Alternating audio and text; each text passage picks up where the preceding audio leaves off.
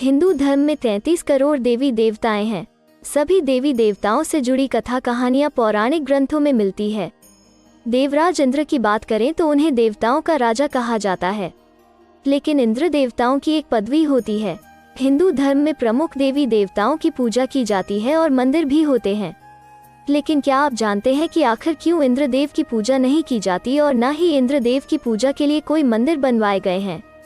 कहा जाता है कि एक श्राप के कारण इंद्रदेव की पूजा नहीं की जाती है। जानते हैं इस रोचक कहानी के बारे में विस्तार से। आखिर क्यों नहीं होती देवराज इंद्र की पूजा? पौराणिक कथा के अनुसार भगवान श्री कृष्ण के कारण इंद्रदेव की पूजा नहीं की जाती है। शुरुआत में इंद्रदेव की पूजा इंद्रोत्सव नाम से पूरे उत्तर भारत में होती थी। इस अवसर पर बड़े त्योहार का आयोजन भी किया जाता था, लेकिन भगवान कृष्ण के कारण इंद्र की पूजा पूरी तरह से बंद हो गई। इंद्र की पूजा के बजाय गोवर्धन पूजा की शुरुआत हुई। कहा जाता है कि भगवान श्री कृष्ण ने इंद्रदेव की पूजा बंद कराने के लिए स्वर्ग में सभी देवी देवताओं से निवेदन किया। भगवान श्री कृष्ण का मानना था कि ऐसे व्यक्ति की पूजा कभी नहीं करनी चाहिए जो न ही ईश्वर है और न ईश्वर के समान। जब इंद्रदेव को पूजा बंद होने की बात का पता चला तो वे क्रोधित हो गए। उन्होंने तुरंत बादलों को आदेश दिया कि ऐसी वर्षा करो कि ब्रिजवासी पूरी तरह से डूब जाए और उनसे क्षमा मांगने पर विवश हो जाए। इंद्र के आदेश पर ऐसी ही वर्षा हुई और इससे ब्रिजवासी परेशान हो गए। तब भगवान कृष्ण ने गोवर्धन पर्वत को अपनी एक उंगली पर उठा लिया और सभी ब्रिजवासियों को गोवर्धन पर्वत के नीचे आने को कहा। इस तरह के ब्रिजवासियों पर वर्षा का कोई असर नहीं हुआ और इंद्र का अभिमान भी टूट गया।